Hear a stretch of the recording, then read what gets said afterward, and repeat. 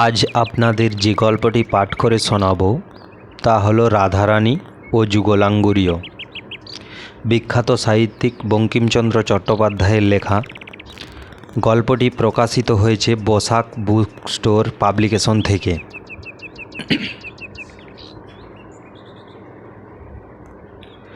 রাধারানী, প্রথম পরিচ্ছেদ। রাধারানী নামে এক বালিকা মাহেশের রথ দেখিতে গিয়াছিল। বালিকার বয়স একাদশ পরিপূর্ণ হয় নাই। তাহাদিগের অবস্থা পূর্বেই ভালো ছিল। বড় মানুষের মেয়ে, কিন্তু তাহার পিতা নাই। তাহার মাতার সঙ্গে একজন জ্ঞাতির একটি মকদ্দমা হয়। সর্বস্ব লইয়া মকদ্দমা হইয়াছিল। মকদ্দমাটি বিধবা হাইকোর্টে হারিল। সে হারিবা মাত্রই ডিক্রিধারী জ্ঞাতি ডিক্রি জারি করিয়া ভদ্রাসন হইতে উহাদিগকে বাহির করিয়া দিল। প্রায় 10 লক্ষ টাকার সম্পত্তি ডিক্রি জারি করিয়া লইল। খরচ ও ওয়াসিলাত দিতে নগদ যাহা কিছু ছিল তাহাও লাগিল। রাধারানীর মাতা অলঙ্কারাদি বিক্রি করিয়া প্রিবি কৌশলে একটি আপিল করিল, কিন্তু আর আহারের সংস্থান রইল না।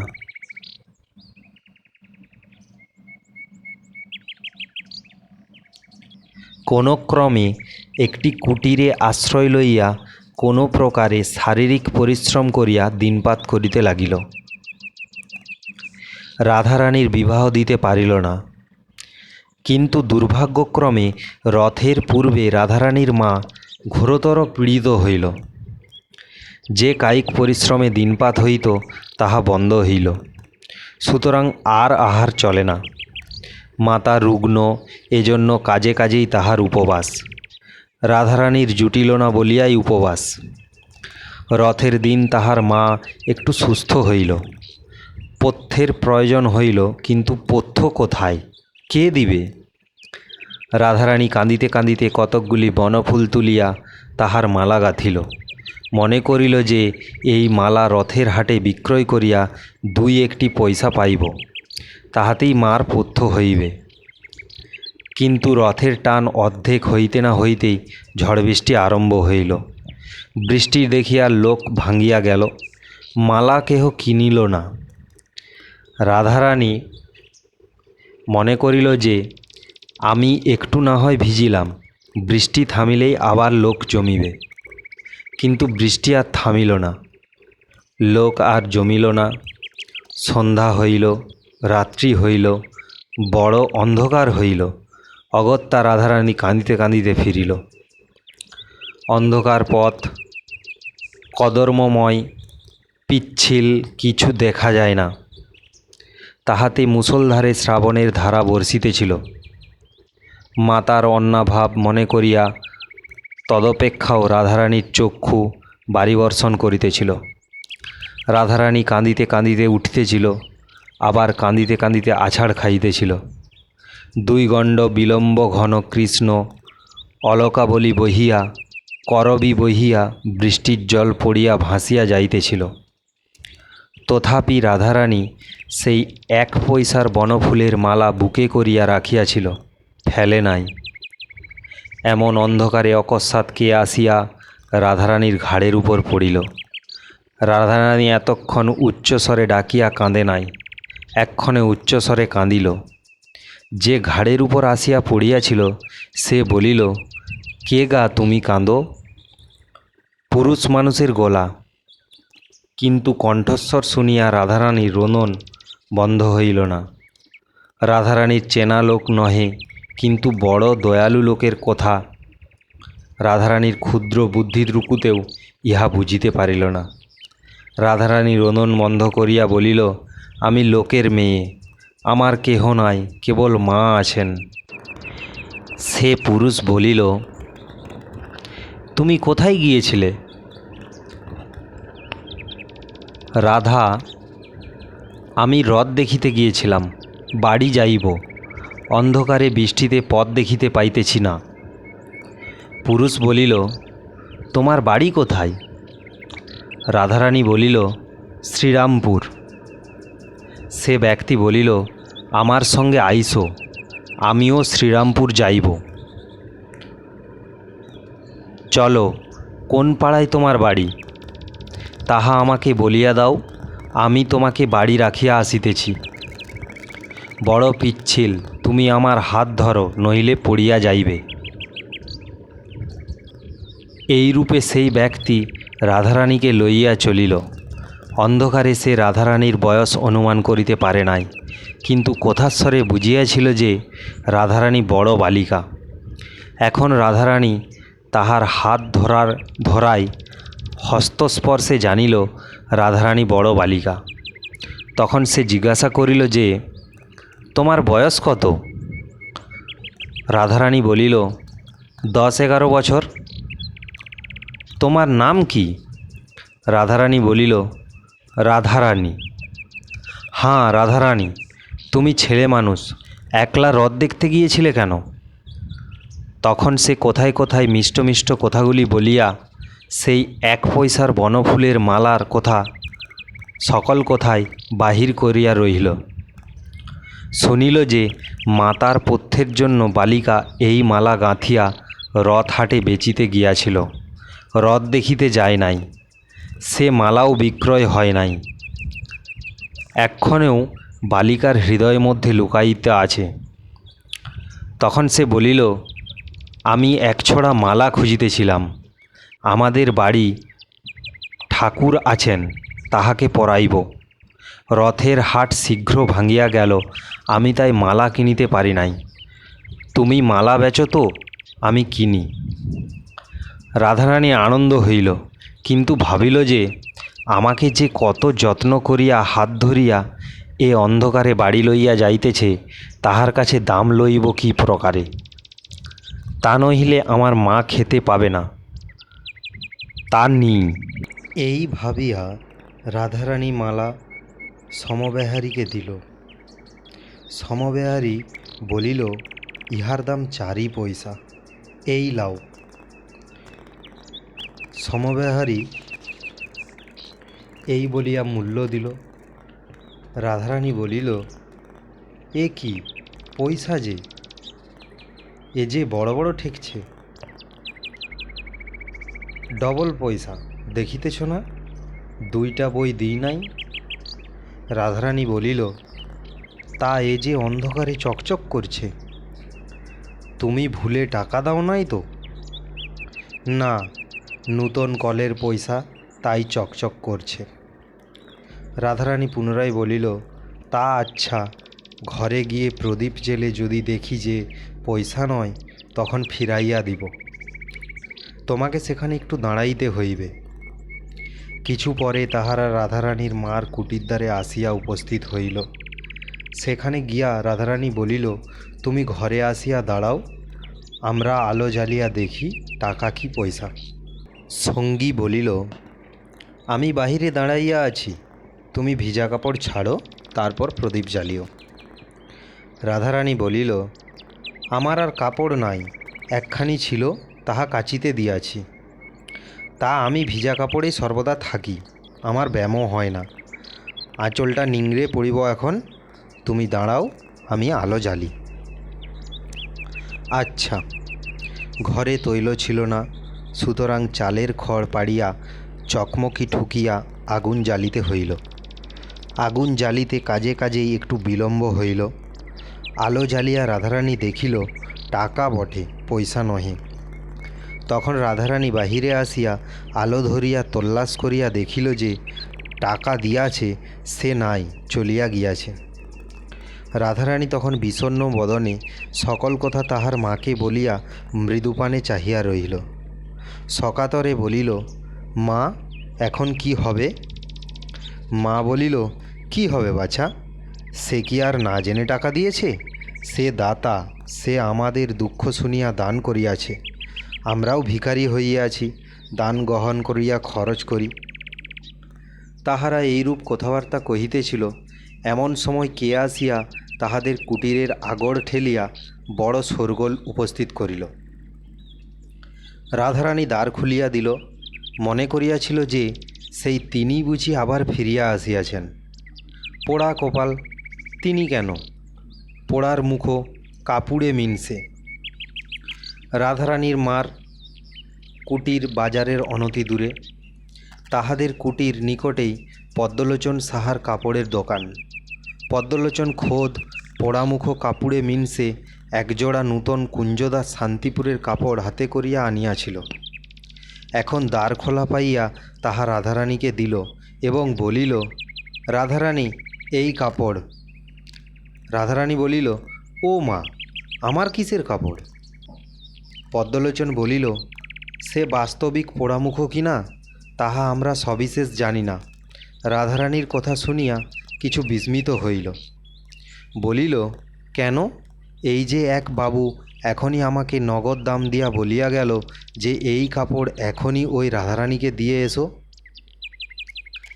রাধারানী তখন বলিল, ও মা, সেই গো, সেই তিনি কাপড় কিনে পাঠিয়ে দিয়েছেন। হাঁ গো পদ্মলোচন। রাধারানীর পিতার সময় হইতে পদ্মলোচন ইহাদের কাছে সুপরিচিত।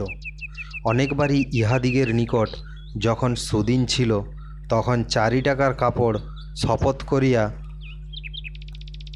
8 টাকা 12.5 আনা 2 আনা মুনাফা লইতেন। হাঁ পদ্মলোচন, বলি সেই বাবুটিকে চেনো? পদ্মলোচন বলিল, তোমরা চেনো না?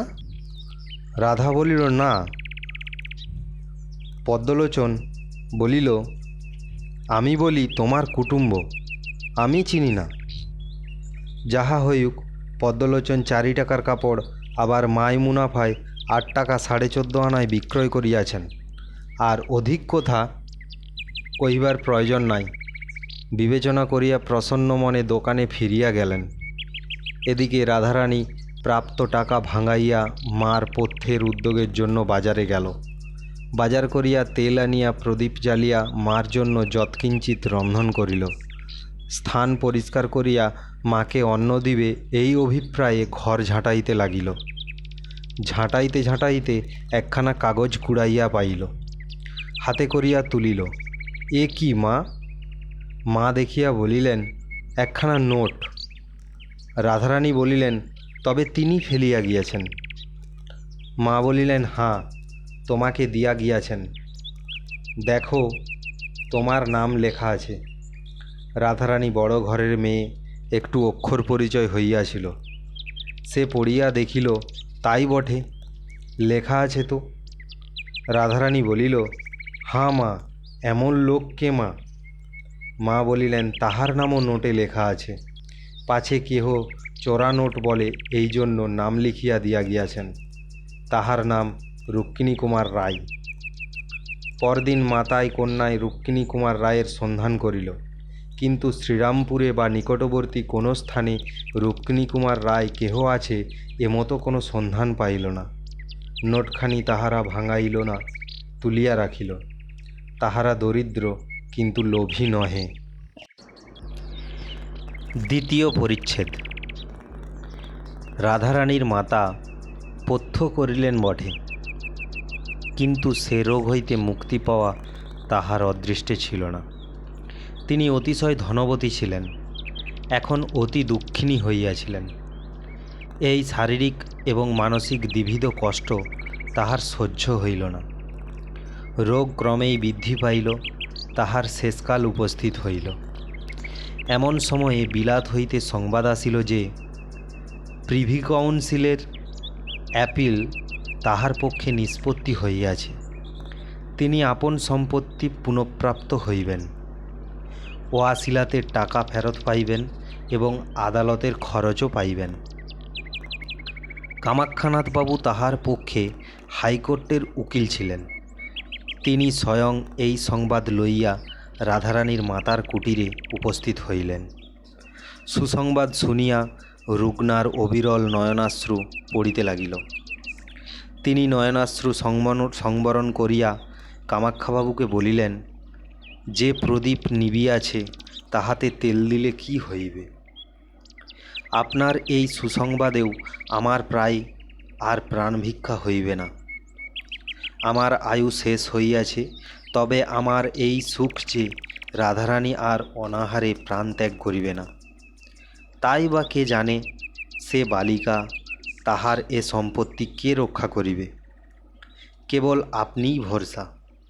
আপনি আমার এই অন্তিমকালে আমাকে একটি ভিক্ষা দিউন, না হলে আর কার কাছে চাহিব বলুন। কামাক্ষাবাবু অতি ভদ্রলোক। তিনি রাধারানীর পিতার বন্ধু ছিলেন। রাধারানীর মাতা দুর্দশাগ্রস্ত হইলে তিনি রাধারানীর মাতাকে বলিয়াছিলেন, যতদিন না আপিল নিষ্পত্তি পাই অন্তত ততদিন তোমরা আসিয়া আমার গৃহে অবস্থান করো। আমি আপনার মাতার মতো তোমাকে রাখিব। রাধারানীর মাতা তাহাতে অস্বীকৃত হইয়াছিলেন। পরিশেষে কামাক্ষাবাবু কিছু কিছু মাসিক সাহায্য করিতে চাহিলেন। এখনও কিছু হাতে আছে, আবশ্যক হইলে চাহিয়া লইব, এইরূপ মিথ্যে কথা বলিয়া রাধারানীর মাতা সে সাহায্য গ্রহণে অস্বীকৃতা হইয়াছিলেন। রুক্মিণী কুমারের দান গ্রহণ তাহাদিগের প্রথম ও শেষ দান গ্রহণ। কামাক্ষাবাবু এতদিন বুঝিতে পারেন নাই যে তাহারা এরূপ দুর্দশাগ্রস্ত হইয়াছেন। দশা দেখিয়া কামাক্ষাবাবু অত্যন্ত কাতর হইলেন। আবার রাধারানীর মাতা যুক্ত করে তাহার কাছে ভিক্ষা চাইলেন দেখিয়া আরও কাতর হইলেন। বলিলেন, আপনি আজ্ঞা করুন, আমি কি করিব? আপনার যাহা প্রয়োজনীয় আমি তাহাই করিব। রাধারানীর মাতা বলিলেন, আমি চলিলাম, কিন্তু রাধারানী রইল। এক্ষণে আদালত হইতে আমার শ্বশুরের যথার্থ উইল সিদ্ধ হইয়াছে। অতএব রাধারানী একা সম্পত্তির অধিকারিণী হইবে। আপনি তাহাকে দেখিবেন, আপনার কন্যার ন্যায় তাহাকে রক্ষা করিবেন, এই আমার ভিক্ষা। আপনি কথা স্বীকার করিলেই আমি সুখে মরিতে পারি। কামাক্ষাবাবু বলিলেন, আমি আপনার নিকট শপথ করিতেছি, আমি রাধারানীকে আপনার কন্যার অধিক যত্ন করিব। আমি কায়মনোবাক্যে এ কথা কহিলাম, আপনি বিশ্বাস করুন। যিনি মুমূর্ষ তিনি কামাক্ষাবাবুর চোখের জল দেখিয়া তাহার কথায় বিশ্বাস করিলেন। তাহার সেই শীর্ণ শুষ্ক অধরে একটু আহ্লাদের হাসি দেখা দিল। হাসি দেখিয়া কামাক্ষাবাবু বুঝিলেন ইনি আর বাঁচিবেন না। কামাক্ষাবাবু তাহাকে বিশেষ করিয়া অনুরোধ করিলেন যে এক্ষণে আমার গৃহে চলুন, পরে ভদ্রাসন দখল হইলে আসিবেন। রাধারানীর মাতার যে অহংকার সে দারিদ্র্যজনিত, এজন্য দারিদ্র্যাবস্থায় তাহার গৃহে যাইতে চাহেন না। এক্ষণে আর দারিদ্র্য নাই, সুতরাং আর সে অহংকারও নাই। এক্ষণে তিনি যাইতে সম্মত হইলেন। কামাক্ষাবাবুর রাধারানী ও তাহার মাতাকে সযত্নে নিজালয়ে লইয়া গেলেন। তিনি রীতিমতো পীড়িতার চিকিৎসা করাইলেন, কিন্তু তাহার জীবন রক্ষা হইল না। অল্পদিনেই তাহার মৃত্যু হইল। উপযুক্ত সময়ে কামাক্ষাবাবু রাধারানীকে তাহার সম্পত্তিতে দখল দেওয়াইলেন, কিন্তু রাধারানী বালিকা বলিয়া তাহাকে নিজ বাটিতে একা থাকিতে দিলেন না, আপন গৃহেই রাখিলেন। কালেক্টর সাহেব রাধারানীর সম্পত্তি কোর্ট অফ অর্ডার্সের অধীনে আনিবার জন্য যত্ন পাইলেন, কিন্তু কামাক্ষাবাবু বিবেচনা করিলেন, আমি রাধারানীর জন্য যতদূর করিব সরকারি কর্মচারীগণ ততদূর করিবে না। কামাক্ষাবাবু কৌশলে কালেক্টর সাহেব নিরস্ত্র হইলেন। কামাক্ষাবাবু স্বয়ং রাধারানীর সম্পত্তির তত্ত্বাবধান করিতে লাগিলেন। বাকি রাধারানীর বিবাহ। কিন্তু কামাক্ষাবাবু নব্যতন্ত্রের লোক, বাল্যবিবাহে তাহার দেশ ছিল। তিনি বিবেচনা করিলেন যে রাধারানীর বিবাহ তাড়াতাড়ি না দিলে জাতি গেল মনে করে এমতো আর কেহ নাই। অতএব যবে রাধারানী স্বয়ং বিবেচনা করিয়া বিবাহে ইচ্ছুক হইবে তবেই তাহার বিবাহ দিব। এখন সে লেখাপড়া শিখুক। এই ভাবিয়া কামাক্ষাবাবু রাধারানীর বিবাহের কোনো উদ্যোগ না করিয়া তাহাকে উত্তম রূপে সুশিক্ষিতা করাইলেন। তৃতীয় পরিচ্ছেদ। 5 বৎসর গেল। রাধারানী পরম সুন্দর ষোড়শবর্ষীয়া কুমারী, কিন্তু সে অন্তঃপুর মধ্য বাস করে। তাহার রূপরাশি কেহ দেখিতে পায় না। এক্ষণে রাধারানীর সম্বন্ধ করিবার সময় উপস্থিত হইল। কামাক্ষাবাবুর ইচ্ছা রাধারানীর মনের কথা বুঝিয়া তাহার সম্বন্ধ করেন। তত্ত্ব জানিবার জন্য আপনার কন্যা বসন্ত কুমারীকে ডাকিলেন। বসন্তের সঙ্গে রাধারানীর সখিত্ব, উভয়ে সমবয়স্কা এবং উভয়ের অত্যন্ত প্রণয়। কামাক্ষাবাবু বসন্তকে আপনার মনগত কথা বুঝাইয়া বলিলেন, বসন্ত সলজ্জভাবে অথচ অল্প হাসিতে হাসিতে পিতাকে জিজ্ঞাসা করিল, রুক্মিণী কুমার রায় কেহ আছে? কামাক্ষাবাবু বিস্মিত হইয়া বলিলেন, না, তা তো জানি না। কেন? বসন্ত বলিল, রাধারানী রুক্মিণী কুমার ভিন্ন আর কাহাকেও বিবাহ করিবে না। কামাক্ষা, সে কি? রাধারানীর সঙ্গে অন্য ব্যক্তির পরিচয় কি প্রকারে হইল? বসন্ত অবনত মুখে অল্প হাসিল। সে রথের যাত্রীর বিবরণ সবিস্তারে রাধারানীর কাছে শুনিয়াছিল। পিতার সাক্ষাতে সকল কথা বিবৃত করিল। শুনিয়া কামাক্ষাবাবু রুক্মিণী কুমারের প্রশংসা করিয়া বলিলেন, রাধারানীকে বুঝাইয়া বলিও, রাধারানী একটি বহাভ্রমে পড়িয়াছেন। বিবাহ কৃতজ্ঞতা অনুসারে কর্তব্য নহে। রুক্মিণী কুমারের নিকট রাধারানীর কৃতজ্ঞতা স্বীকারের যদি সময় ঘটে, তবে অবশ্যই প্রত্যুপকার করিতে হইবে। কিন্তু বিবাহে রুক্মিণী কুমারের কোনো দাবি দাওয়া নাই। তাহাও আবার সে কি জাতি, কত বয়স, তাহা কেহ জানে না। তাহার পরিবার সন্তানাদি থাকিবার সম্ভাবনা, রুক্মিণী কুমারের বিবাহ করিবার বা সম্ভাবনা কি? বসন্ত বলিল, সম্ভাবনা কিছুই নাই, তাহাও রাধারানী বিলক্ষণ বুঝিয়াছে। কিন্তু সেই রাত্রি অবধি রুক্মিণী কুমারের একটি মানসিক প্রতিমা গড়িয়া আপনার মনে তাহা স্থাপিত করিয়াছে। যেমন দেবতাকে লোকে পুজো করে, রাধারানী সেই প্রতিমা তেমনি করিয়াই প্রত্যহ মনে মনে পূজা করে। এই 5 বৎসর রাধারানী আমাদের বাড়ি আসিয়াছে। এই 5 বৎসর এমন দিন প্রায়ই যায় নাই যে রাধারানী রুক্মিণী কুমারের কথা আমার সাক্ষাতে একবারও বলে নাই। আর কেহ রাধারানীকে বিবাহ করিলে তাহার স্বামী সুখী হইবে না। কামাক্ষাবাবু মনে মনে ভাবিলেন, ইহা একটি বাতিক, ইহার একটু চিকিৎসা আবশ্যক। কিন্তু প্রথম চিকিৎসা বোধ হয় রুক্মিণী কুমারের সন্ধান করা। কামাক্ষাবাবু রুক্মিণী কুমারের সন্ধানে প্রবৃত্ত হইলেন। স্বয়ং কলিকাতায় তাহার অনুসন্ধান করিতে লাগিলেন। বন্ধুবর্গকেও সেই সন্ধানে নিযুক্ত করিলেন। দেশে দেশে আপনার মক্কেলগণকে পত্র লিখিলেন, প্রতি সংবাদপত্রে বিজ্ঞাপন দিলেন। সে বিজ্ঞাপন এইরূপ, বাবু রুক্মিণী কুমার রায় নিম্ন স্বাক্ষরকারী ব্যক্তির সঙ্গে সাক্ষাৎ করিবেন, বিশেষ প্রয়োজন আছে। ইহাতে রুক্মিণীবাবুর সন্তোষ ব্যতীত অসন্তোষের কারণ উপস্থিত হইবে না, ইত্যাদি শ্রী। কিন্তু কিছুতেই রুক্মিণী কুমারের কোনো সন্ধান পাওয়া গেল না। দিন গেল, মাস গেল, বৎসর গেল, তথাপি কই রুক্মিণী কুমার আসলি না। ইহার পর রাধারানীর আর একটি ঘোরতর বিপদ উপস্থিত হইল। কামাক্ষাবাবুর লোকান্তরিত হইল। রাধারানী ইহাতে অত্যন্ত শোকাতুর হইলেন। দ্বিতীয়বার পিতৃহীনা হইলেন। মনে করিলেন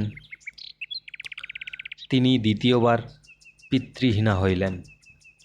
কামাক্ষাবাবুর শ্রাদ্ধাদির পর রাধারানী আপন বাটুতে গিয়া বসবাস করিতে লাগিলেন এবং নিজ সম্পত্তির তত্ত্বাবধান স্বয়ং করিতে লাগিলেন।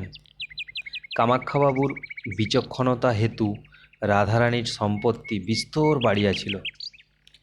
বিষয় হস্তে লইয়া রাধারানী প্রথমেই 2 লক্ষ মুদ্রা গভর্নমেন্টে প্রেরণ করিলেন। তৎসঙ্গে এই প্রার্থনা করিলেন যে এই অর্থে তাহার নিজ গ্রামে একটি অনাথ নিবাস স্থাপিত হইউক, তাহার নাম হইউক রুক্মিণী কুমারের প্রসাদ। গভর্নমেন্টের কর্মচারীগণ প্রস্তাবিত নাম শুনিয়া কিছু বিস্মিত হইলেন, কিন্তু তাহাতে কে কথা কইবে। অনাথ নিবাস সংস্থাপিত হইল। রাধারানীর মাতা দরিদ্রাবস্থায় নিজ গ্রাম ত্যাগ করিয়া শ্রীরামপুরে কুটির নির্মাণ করিয়াছিলেন, কেননা যে গ্রামে যে ধনী ছিল সে সহসা দরিদ্র হইলে সেই গ্রামে তার বাস করা কষ্টকর হয়। তাহাদিগের নিজ গ্রাম শ্রীরামপুর হইতে কিঞ্চিৎ দূর, আমরা সে গ্রামকে রাজপুর বলিব। এখানে রাধারানী রাজপুরেই বাস করিতেন। অনাথ নিবাসও রাধারানীর বাড়ির সম্মুখে রাজপুরে সংস্থাপিত হইল। নানা দেশ হইতে দীন দুঃখী অনাথ আসিয়া তথাপি বাস করিতে লাগিল। চতুর্থ পরিচ্ছেদ। 2-1 বৎসর পরে একজন ভদ্রলোক সেই অনাথ নিবাসে আসিয়া উপস্থিত হইলেন। তাহার বয়স 35-36 বৎসর। অবস্থা দেখিয়া অতি ধীর, গম্ভীর এবং অর্থশালী লোক বোধ হয়। তিনি সেই রুক্মিণীকুমারের প্রসাদের দ্বারে আসিয়া দাঁড়াইলেন। রক্ষকগণকে জিজ্ঞাসা করিলেন, এ কাহার বাড়ি? তাহারা বলিল, এ কাহারও বাড়ি নহে, এ স্থানে দুঃখী অনাথ লোক থাকে, ইহাকে রুক্মিণীকুমারের প্রাসাদ বলে। আগন্তুক বলিলেন, আমি ভিতরে গিয়া দেখিতে পারি? রক্ষকগণ বলিল, দিন দুঃখী লোকেরাও ইহার ভিতর অনায়াসে যাইতেছে, আপনাকে নিষেধ কি? দর্শক ভিতরে গিয়া সব দেখিয়া প্রত্যাবর্তন করিলেন। বলিলেন, বন্দোবস্ত দেখিয়া আমার বড় আহ্লাদ হইয়াছে। কে এই অন্নছত্র দিয়াছেন? রুক্মিণীকুমার কি তাহার নাম? রক্ষকেরা বলিল, একজন স্ত্রীলোক এই অন্নছত্র দিয়াছেন। দর্শক জিজ্ঞাসা করিলেন, তবে ইহাকে রুক্মিণীকুমারের প্রাসাদ বলে কেন? রক্ষকেরা বলিল, তাহা আমরা কেহ জানি না। রুক্মিণীকুমার কাহার নাম? কাহারও নয়। যিনি অন্নছত্র দিয়াছেন তাহার নিবাস কোথায়? রক্ষকেরা সম্মুখে অতি বৃহৎ অট্টালিকা দেখিয়া দিল। আগন্তুক জিজ্ঞাসা করিতে লাগিল, তোমরা যাহার বাড়ি দেখাইয়া দিলে তিনি পুরুষ মানুষের সাক্ষাতে বাহির হইয়া থাকেন? রাগ করিও না, এখন আমাকে বড় মানুষের মেয়ে মেমলোকের মতো বাহির হইয়া থাকে, এই জন্যই জিজ্ঞাসা করিতেছি। রক্ষকেরা উত্তর করিল, ইনি সেরূপ চরিত্রের নন, পুরুষের সমক্ষে বাহির হন না। প্রশ্নকর্তা ধীরে ধীরে রাধারানীর অট্টালিকার অভিমুখে গিয়া তন্মধ্যে প্রবেশ করিলেন। পঞ্চম পরিচ্ছেদ। যিনি আসিয়াছিলেন তাহার পরিচ্ছদ সচরাচর বাঙালি ভদ্রলোকের মতো। বিশেষ পরিপাট্য অথবা পরিপাট্যের বিশেষ অভাবও কিছু ছিল, কিন্তু তাহার অঙ্গুলিতে একটি হীরকাঙ্গুরীও ছিল। তাহা দেখিয়া রাধারানীর কর্মকারকগণ অবাক হইয়া তৎপ্রতি চাহিয়া রহিল। এত বড় হীরা তাহার কখনো অঙ্গুরিয়ে দেখে নাই। তাহার সঙ্গে কোনো লোক ছিল না, এজন্য তাহারা জিজ্ঞাসা করিতে পারিল না যে কে ইনি। মনে করিল বাবু স্বয়ং পরিচয় দিবেন, কিন্তু বাবু কোনো পরিচয় দিলেন না। তিনি রাধারানীর দেওয়ানজির সহিত সাক্ষাৎ করিয়া তাহার হস্তে একখানি পত্র দিলেন। বলিলেন, এই পত্র আপনার মুনিবের কাছে পাঠাইয়া দিয়া আমাকে উত্তর আনিয়া দিন। দেওয়ানজি বলিলেন, আমার মুনিব স্ত্রীলোক, আবার অল্প বয়স্কা, এজন্য তিনি নিয়ম করিয়াছেন যে কোনো অপরিচিত লোক পত্র আনিলে আমরা তাহা না পড়িয়া তাহার কাছে পাঠাইব না। আগন্তুক বলিলেন, আপনি পড়ুন। দেওয়ানজি পত্র পড়িলেন। প্রিয় ভগিনী, এ ব্যক্তি পুরুষ হইলেও ইহার সহিত গোপনে সাক্ষাৎ করিও, ভয় করিও না। যে মতো ঘটে আমাকে লিখিও। শ্রীমতী বসন্ত কুমারী। কামাক্ষাবাবুর কন্যার স্বাক্ষর দেখিয়া কেহ আর কিছু বলিল না। পত্র অন্তঃপুরে গেল। অন্তঃপুর হইতে পরিচারিকা পত্রবাহক বাবুকে লইতে আসিল। আর কেহ সঙ্গে যাইতে পারিল না, হুকুম নাই। পরিচারিকা বাবুকে লইয়া এক সুসজ্জিত গৃহেতে বসাইল। রাধারানীর অন্তঃপুরে সেই প্রথম পুরুষ মানুষ প্রবেশ করিল দেখিয়া একজন পরিচারিকা রাধারানীকে ডাকিতে গেল, আর একজন অন্তরালে থাকিয়া আগন্তুককে নিরীক্ষণ করিতে লাগিল। দেখিল যে তাহার বর্ণটুকু গৌর, স্ফুটিত মল্লিকা রাশির মতো গৌর। তাহার শরীর দীর্ঘ, ঈষৎ স্থূল, কপাল দীর্ঘ, অতি সূক্ষ্ম, পরিষ্কার। ঘন কৃষ্ণ সুরঞ্জিত, কেশ জালে মণ্ডিত, চক্ষু সুবৃহৎ, কটাক্ষ স্থির, ভ্রুযুগ সূক্ষ্ম, ঘন দুরায়ত এবং নিবিড় কৃষ্ণ, নাসিকা দীর্ঘ এবং উন্নত, ওষ্ঠাধর রক্তবর্ণ, ক্ষুদ্র এবং কোমল, গ্রীবা দীর্ঘ অথচ মাংসল।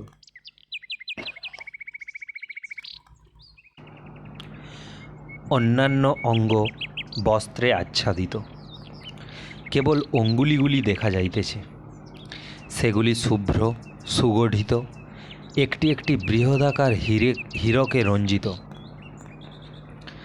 রাধারানী সেই স্থানে আসিয়া পরিচারিকাকে বিদায় করিয়া দিলেন। রাধারানী আসিবা মাত্র দর্শকের বোধ হইল যে সেই কক্ষ মধ্যে এক অভিনব সূর্যোদয় হইল। রূপের আলোকে তাহার মস্তকের কেশ পর্যন্ত যেন প্রদীপ্ত হইয়া উঠিল। আগন্তুকের উচিত প্রথম কথা কোহা, কেননা তিনি পুরুষ এবং বয়োজ্যেষ্ঠ, কিন্তু তিনি সৌন্দর্যে বিমুগ্ধ হইয়া নিস্তব্ধ হইয়া রহিলেন। রাধারানী একটু অসন্তুষ্ট হইয়া বলিলেন, আপনি এরূপ গোপনে আমার সঙ্গে সাক্ষাতের অভিলাষ করিয়াছেন কেন? আমি স্ত্রীলোক, কেবল বসন্তের অনুরোধেই আমি ইহা স্বীকার করিয়াছি। আগন্তুক বলিলেন, আমি আপনার সহিত এরূপ সাক্ষাতের অভিলাষী হইয়াছি ঠিক তা নহে। রাধারানী অপ্রতিভ হইলেন, বলিলেন, তা নয় বটে, তবে বসন্ত কি জন্য এরূপ অনুরোধ করিয়াছেন তাহা কিছু লেখেন নাই, বোধ হয় আপনি জানেন। আগন্তুক একখানি পুরাতন সংবাদপত্র বাহির করিয়া তাহা রাধারানীকে দেখাইলেন। রাধারানী পড়িলেন, কামাক্ষাবাবু স্বাক্ষরিত রুক্মিণী কুমার সম্বন্ধে সেই বিজ্ঞাপন। রাধারানী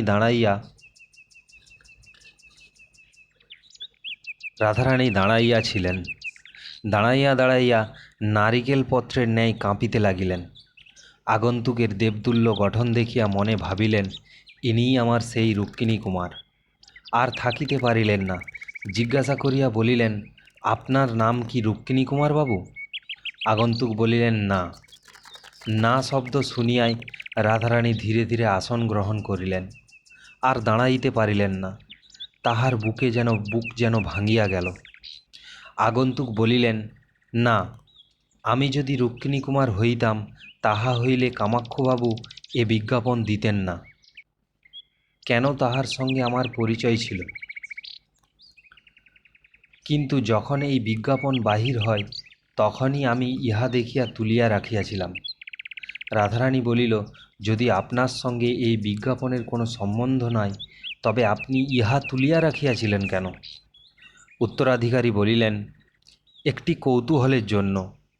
আজই 8-10 বৎসর হইল আমি যেখানে সেখানে বেড়াইতাম, কিন্তু লোকলজ্জা ভয়ে আপনার নামটা গোপন করিয়া কাল্পনিক নাম ব্যবহার করিতাম।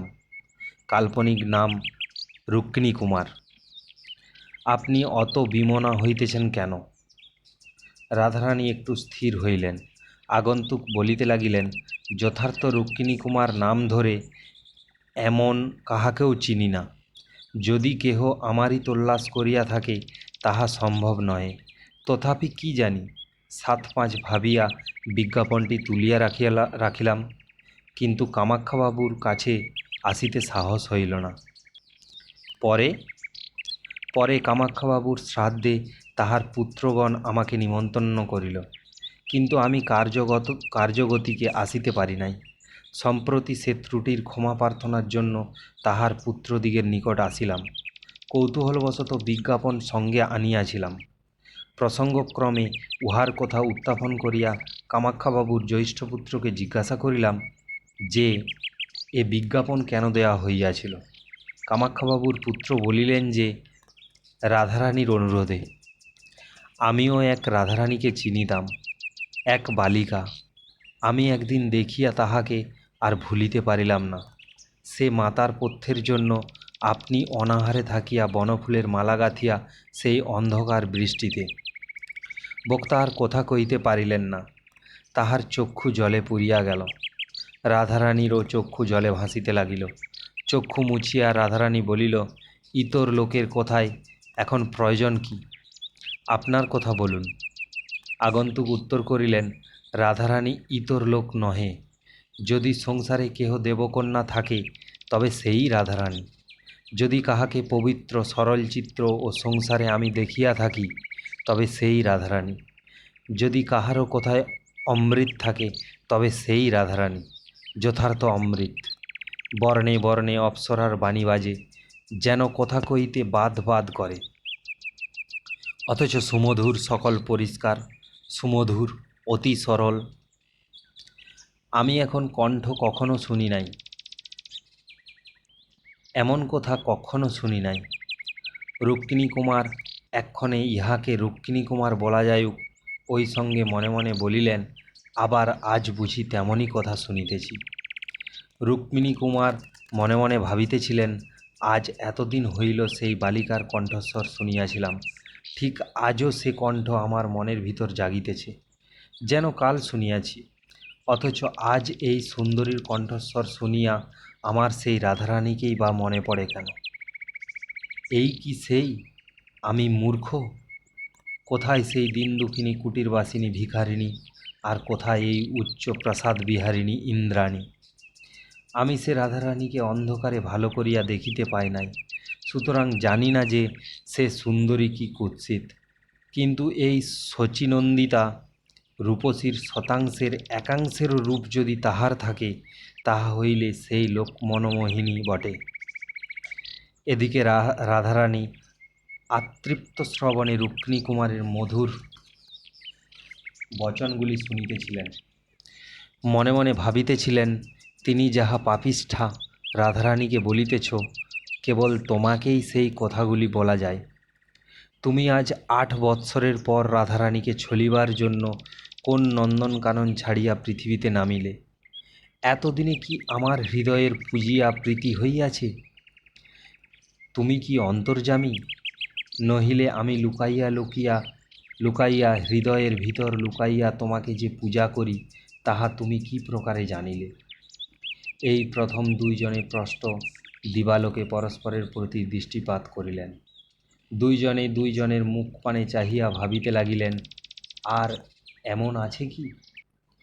এই সসাগরা নদনদী চিত্রিতা জীবসংকুল পৃথিবীতে এমন তেজোময়, এমন মধুর, এমন সুখময়, এমন চঞ্চল অথচ স্থির, এমন সৌহার্দ্য অথচ গম্ভীর, এমন প্রফুল্ল অথচ বীরাময় এমন আছে কি? চিরপরিচিত অথচ অত্যন্ত অভিনব, মুহূর্তে অভিনব, মধুরিমাময়, আত্মীয় অথচ অত্যন্ত পর, চিরস্মৃত অথচ অদৃষ্টপূর্ব কক্ষনো দেখি নাই, আর এমন দেখিব না। এমন আর আছে কি?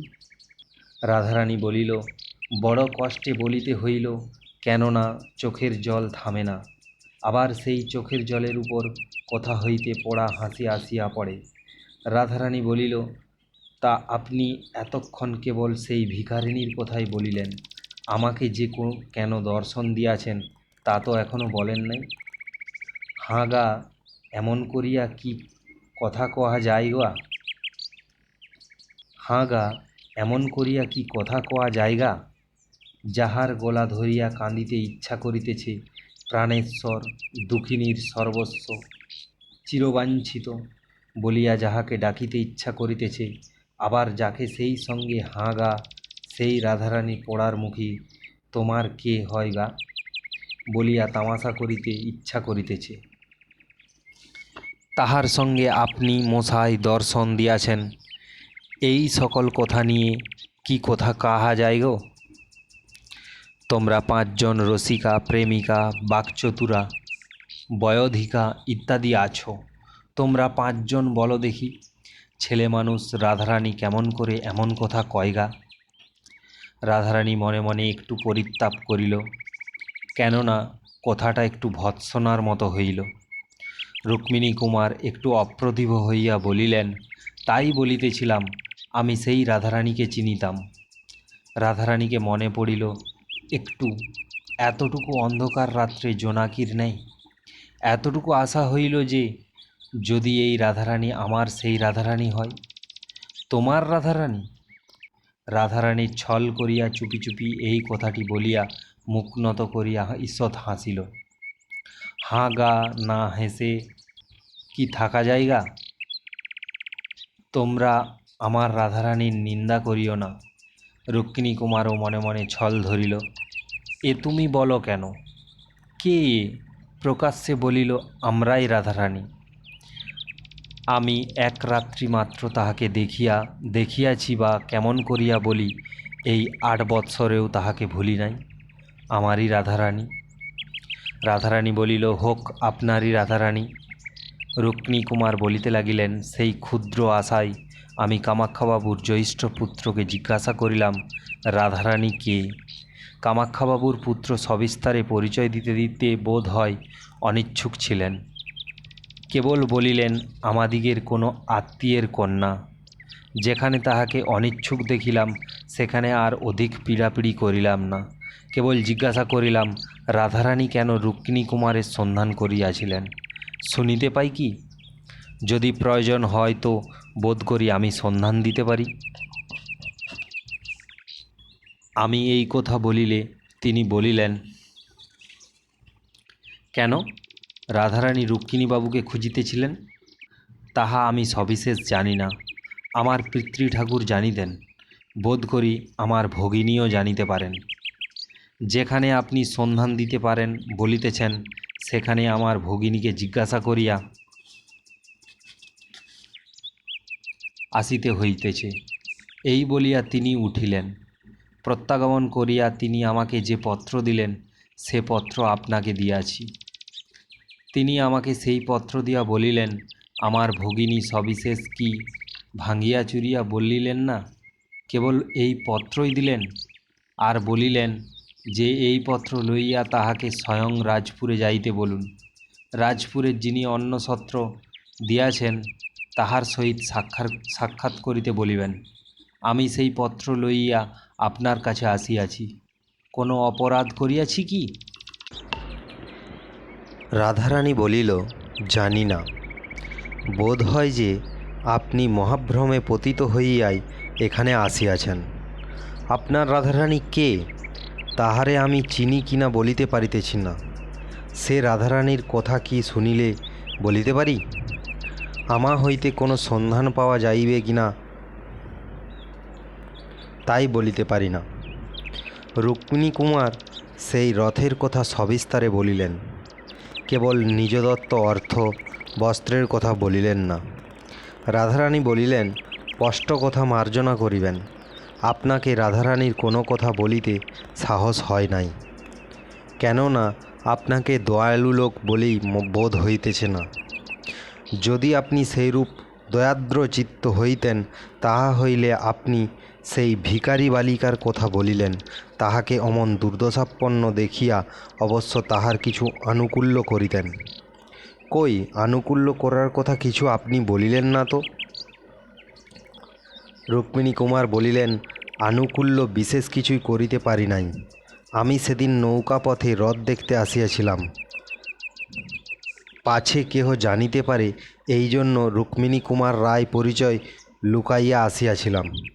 অপরাহ্নে ঝড় বৃষ্টি হওয়ায় বোটে থাকিতে সাহস না করিয়া একা তটে উঠিয়া আসিয়াছিলাম। সঙ্গে যাহা অল্প ছিল তাহা রাধারানীকেই দিয়াছিলাম, কিন্তু সে অতি সামান্য। পরদিন প্রাতে আসিয়া উহাদের বিশেষ সংবাদ লইব মনে করিয়াছিলাম, কিন্তু সেই রাত্রে আমার পিতার পীড়ার সংবাদ পাইয়া তখনই কাশী যাইতে হইয়াছিল। পিতা অনেক দিন রুগ্ন হইয়া রহিলেন। কাশী হইতে প্রত্যাগমন করিতে আমার বাৎসরিক বিলম্ব হইল। বৎসর পর্বে আমি ফিরিয়া আসিয়া আবার সেই কুটির সন্ধান করিলাম, কিন্তু তাহাদিগকে আর সেখানে দেখিলাম না। রাধারানী, একটা কথা জিজ্ঞাসা করিতে ইচ্ছা করিতেছে। বোধ হয় সে রথের দিন নিরাশ্রয়ে বৃষ্টি বাদলে আপনাকে সেই কুটিরেই আশ্রয় লইতে হইয়াছিল।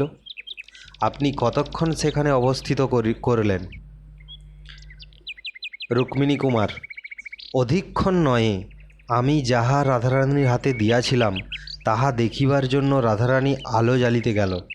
আমি সেই অবসরে তাহার বস্ত্র কিনিতে চলিয়া আসিলাম। রাধারানী, আর কি দিয়া আসিলেন? রুক্মিণী কুমার, আর কি দিব? একখানি ক্ষুদ্র নোট ছিল, তাহা কুটিরে রাখিয়া আসিলাম।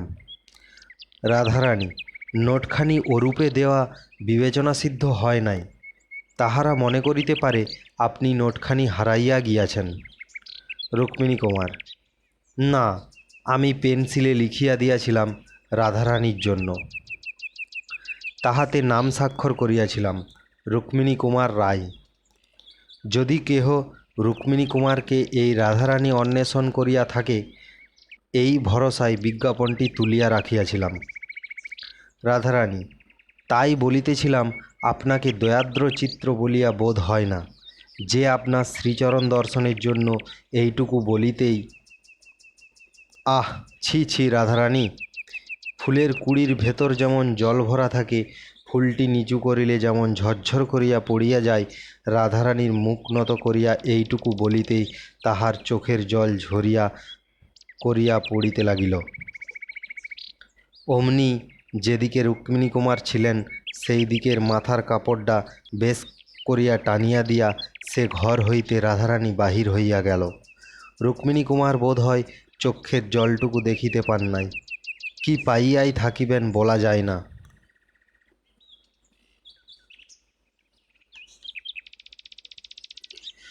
ষষ্ঠ পরিচ্ছেদ। বাইরে আসিয়া মুখে চক্ষে জল দিয়া অশ্রুচিহ্ন বিলুপ্ত করিয়া রাধারানী ভাবিতে ভাবিল, ইনিই তো সেই রুক্মিণী কুমার, আমিও সেই রাধারানী, দুজনে দুইজনের জন্য মন তুলিয়া রাখিয়াছি। এখন উপায়?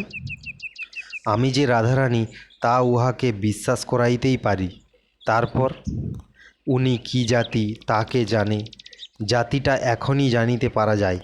কিন্তু উনি যদি আমার জাতি না হন, তবে ধর্মবন্ধন ঘটিবে না? তবে আর উহার সঙ্গে কথার কাজ কি? না হয় এ জন্মটা রুক্মিণী কুমার নাম জপ করিয়াই কাটাইব।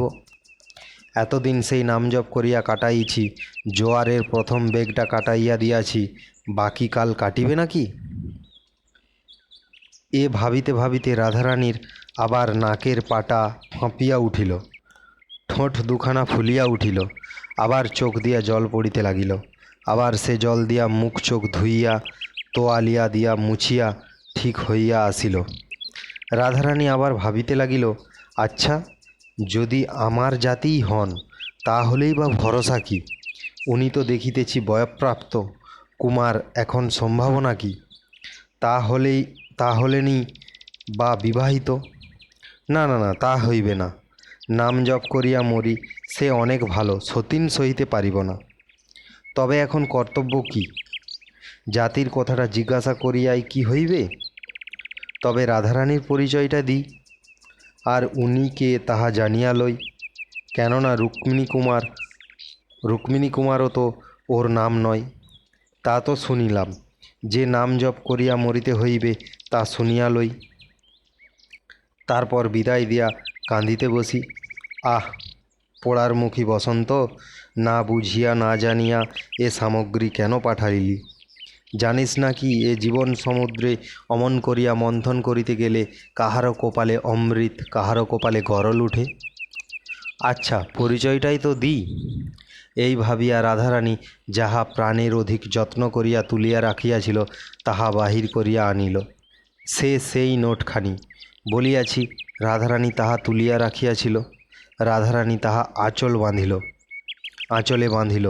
বাঁধিতে বাঁধিতে ভাবিতে লাগিল, আচ্ছা, যদি মনের বাসনা পুরিবার মতনই হয়, তবে শেষ কথাটা কে বলিবে? এই ভাবিয়া রাধারানী আপনা আপনি হাসিয়া লুটোপাট হইল। আহ, ছি ছি ছি, তা তো আমি পারিব না।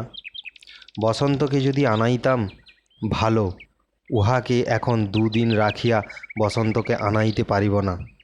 উনি না হয় সেই দুদিন আমার লাইব্রেরিতে হইতে বই লইয়া পড়ুন না।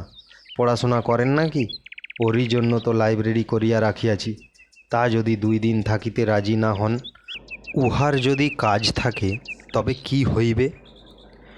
ওতে আমাতেই সে কথাটা কি হইবে? ক্ষতি কি? ইংরেজের মেয়ের কি হয়?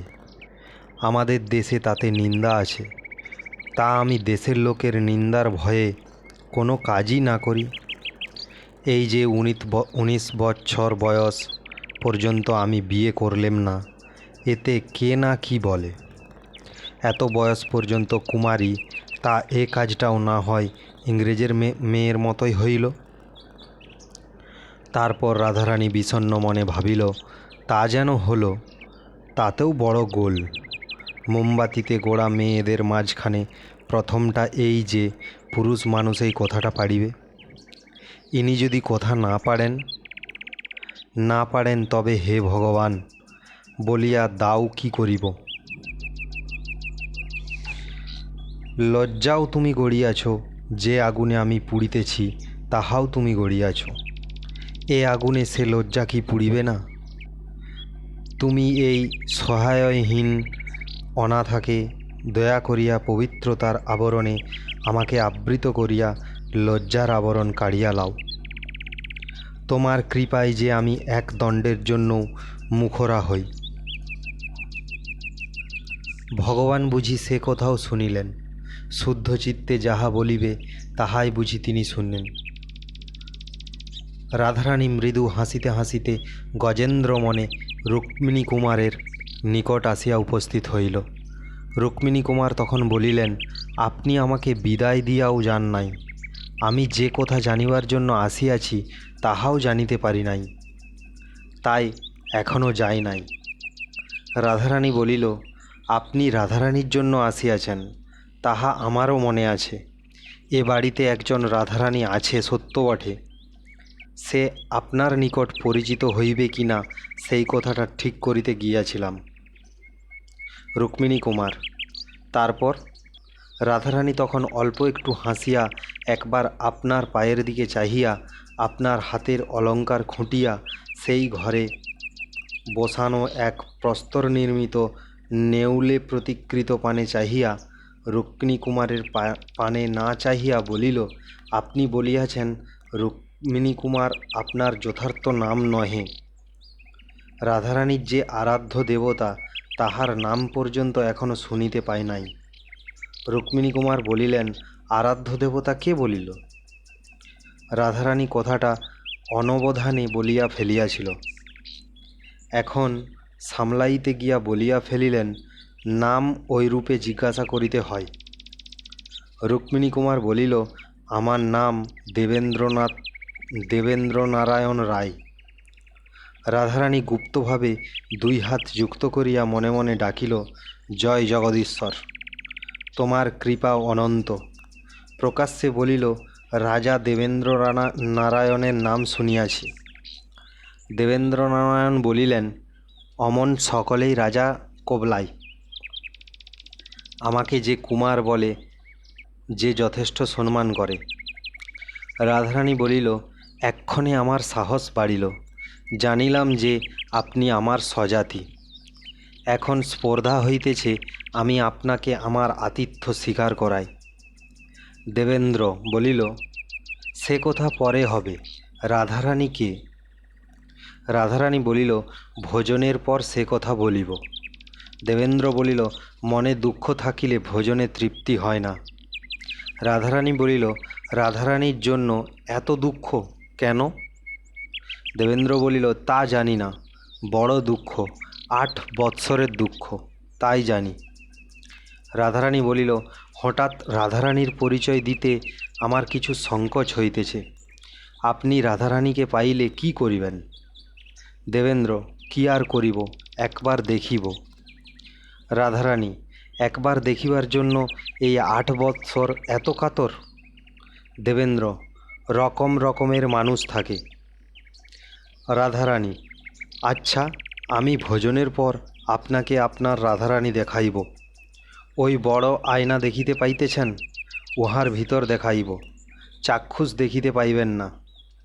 দেবেন্দ্র, চাক্ষুষ সাক্ষাতেই কি আপত্তি? আমি যে 8 বৎসর কাতর হইয়া রইয়াছি। ভিতরে ভিতরে দুজন দুজনকেই বুঝিতেছেন কি না জানি না, কিন্তু কথাবার্তা এইরূপ হইতে লাগিল। রাধারানী বলিতে লাগিল, সে কথাটাই তো বিশ্বাস হয় না। আপনি 8 বৎসর পূর্বে তাহাকে দেখিয়াছেন, তখন তাহার বয়স কত? দেবেন্দ্র, 11 হইবে। রাধারানী, 11 বৎসর বালিকার উপর এত অনুরাগ? দেবেন্দ্র, হয় নাকি?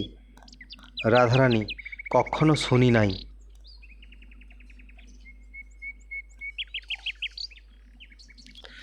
দেবেন্দ্র, তবে মনে করুন কৌতূহল।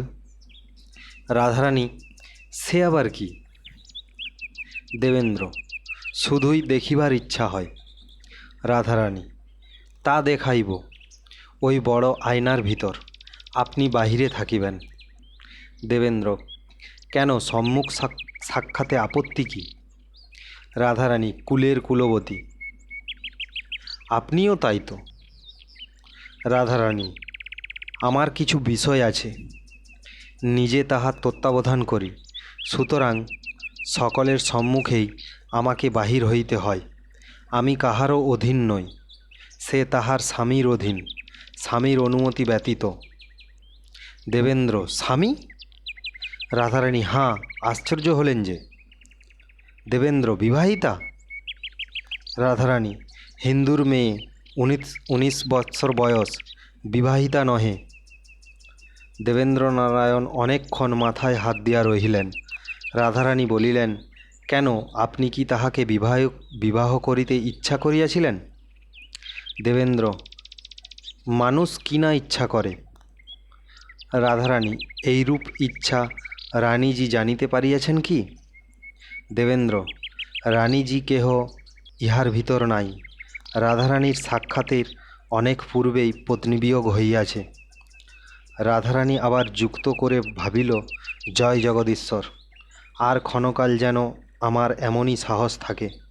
প্রকাশ্যে বলিল, তা শুনিলেন তো, রাধারানী পরস্ত্রী, এখনও কি তাহার দর্শন অভিলাষ করেন? দেবেন্দ্র, করি বই কি। রাধারানী, সে কথাটা কি আপনার যোগ্য? দেবেন্দ্র, রাধারানী আমার সন্ধান করিয়াছিলেন কেন, তাহা এখনও আমার জানা হয় নাই। রাধারানী, আপনি রাধারানীকে যাহা দিয়াছিলেন তাহা পরিশোধ করিবে বলিয়া, আপনি শোধ লইবেন কি? দেবেন্দ্র হাসিয়া বলিলেন, যা দিয়াছি তাহা পাইলে লইতে পারি। রাধারানী, কি কি দিয়াছেন? দে একখানা নোট। রাধারানী, এই নিন। বলিয়া রাধারানী আঁচল হইতে সেই নোটখানি খুলিয়া দেবেন্দ্র নারায়ণের হাতে দিলেন। দেবেন্দ্র নারায়ণ দেখিলেন তাহার হাতে লেখা রাধারানীর নাম সে নোটে আছে। দেখিয়া বলিলেন, এ নোট কি রাধারানীর স্বামী কখনো দেখিয়াছেন?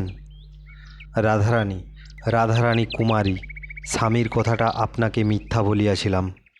দেবেন্দ্র, তা সব তো শোধ হইল না। রাধারানী, আবার কি বাকি? দেবেন্দ্রনাথ, 2টা টাকা আর কাপড়। রাধারানী, সব ঋণ যদি এখন পরিশোধ হয় তবে আপনি আহার না করিয়া চলিয়া যাইবেন। পাওনা বুঝিয়া পাইলে কোনো মহাজন বসে? ঋণের সে অংশ ভোজনের পর রাধারানী পরিশোধ করিবে। দেবেন্দ্র, আমার যে এখনও অনেক পাওনা বাকি। রাধারানী, আবার কি?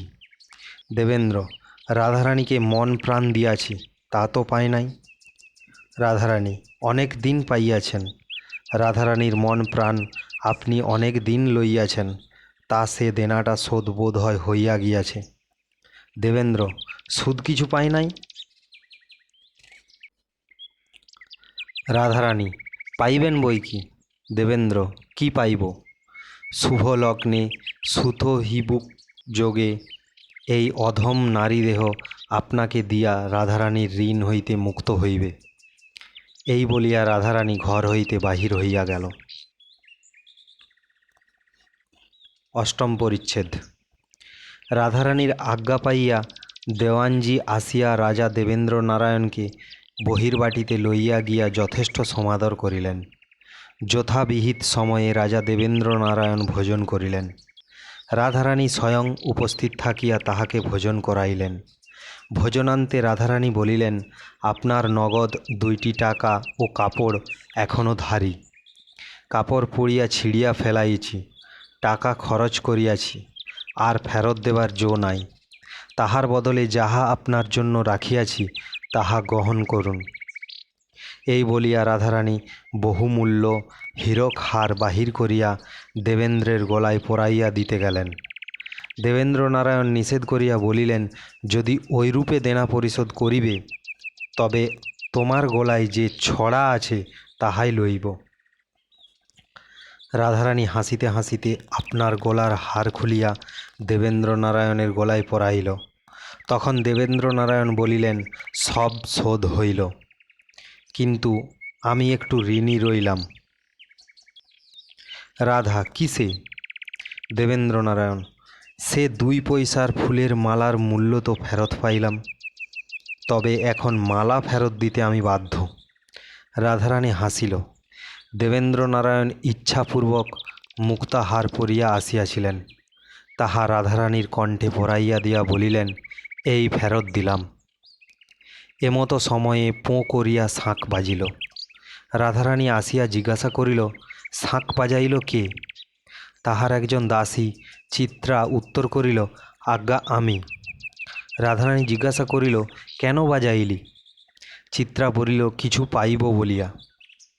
বলা বাহুল্য যে চিত্রা পুরস্কৃত হইল, কিন্তু তাহার কথাটা মিথ্যা।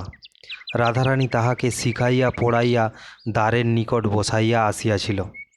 তারপর দুইজনে বিরল বসিয়া মনের কথা হইল।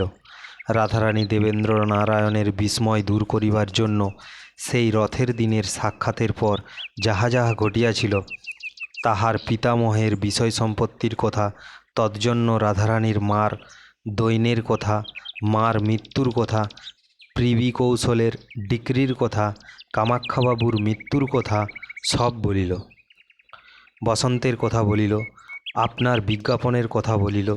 কাঁদিতে কাঁদিতে, হাসিতে হাসিতে, বৃষ্টি বিদ্যুতে চাতকী চিরসঞ্চিত প্রণয় সম্ভাষণ পিপাসা পরিতৃপ্ত করিল। নিদাঘ সন্তপ্ত পর্বত যেমন বর্ষার বারিধারা পাইয়া শীতল হয়, দেবেন্দ্রনারায়ণও তেমনি শীতল হইলেন। তিনি রাধারানীকে জিজ্ঞাসা করিলেন, তোমার তো কেহ নাই, কিন্তু এ বাড়ি বড় জনাকীর্ণ দেখিতেছি। রাধারানী বলিল, দুঃখের দিনে আমার কেহ ছিল না, এখন আমার অনেক আত্মীয় কুটুম জুটিয়াছে। আমি এই অল্প বয়সে একা থাকিতে পারি না, এজন্য যত্ন করিয়া তাহাদিগকে স্থান দিয়া রাখিয়াছি। দেবেন্দ্র, তাহাদের মধ্যে এমন সম্বন্ধ বিশিষ্ট কেউ আছে যে তোমাকে এই দীন দরিদ্রকে দান করিতে পারে? রাধারানী, তাও আছে। দেবেন্দ্র, তবে তিনি কেন সেই শুভলগ্নে সুতহিবুক যোগটা খুঁজুন না? রাধারানী, বোধ করি এতক্ষণ সে কাজটা হইয়া গেল। তোমার সহিত রাধারানীর এরূপ সাক্ষাৎ অন্য কোনো কারণে হইতে পারে না, এ পুরীতে সকলেই জানে। সংবাদ লইব কি? দেবেন্দ্র, বিলম্বে কাজ কি? রাধারানী ডাকিল চিত্রে। চিত্রা আসিল। রাধারানী জিজ্ঞাসা করিল, দিন টিন কিছু হইল কি? চিত্রা বলিল, হাঁ, দেওয়ানজি মহাশয় পুরোহিত মহাশয়কে ডাকিয়াছিলেন। পুরোহিত পরদিন বিবাহের উত্তম দিন বলিয়া গিয়াছেন। দেওয়ানজি সমস্ত উদ্যোগ করিয়াছেন। তখন বসন্ত আসিল। কামাক্ষাবাবুর পুত্রেরা এবং পরিবারবর্গ সকলেই আসিল। আর যত বসন্তের কোকিল, সময়ের বন্ধু যে সেখানে ছিল সকলেই আসিল। দেবেন্দ্রনারায়ণের বন্ধু ও অনুচরবর্গ সকলে আসিল। বসন্ত আসিল। রাধারানী বলিল, কি আক্কেল ভাই বসন্ত? বসন্ত, কেন? রাধারানী, যাকে তুমি পত্র দিয়া পাঠাইয়া দাও কেন? যাকে তাকে তুমি পত্র দিয়া পাঠাইয়া দাও কেন? বসন্ত, কেন? লোকটা কি করেছে বলো দেখি। রাধারানী তখন সকল বলিল। বসন্ত বলিল, রাগের কথা তো বটেই, সুদ শুদ্ধ দেনা পাওনা বুঝিয়া নেয় এমন মহাজনকে যে বাড়ি চিনাইয়া দেয় তাহার উপর রাগের কথাটা বটে। রাধারানী বলিল, তাই আজ আমি তোর গলায় দড়ি দিব। এই বলিয়া রাধারানী যে হীরক হার রুক্মিণীকুমারকে পরাইতে গিয়াছিল তাহা আনিয়া বসন্তের গলায় পরাইয়া দিলেন। তারপর শুভলগ্নে শুভ বিবাহ হইয়া গেল। নমস্কার।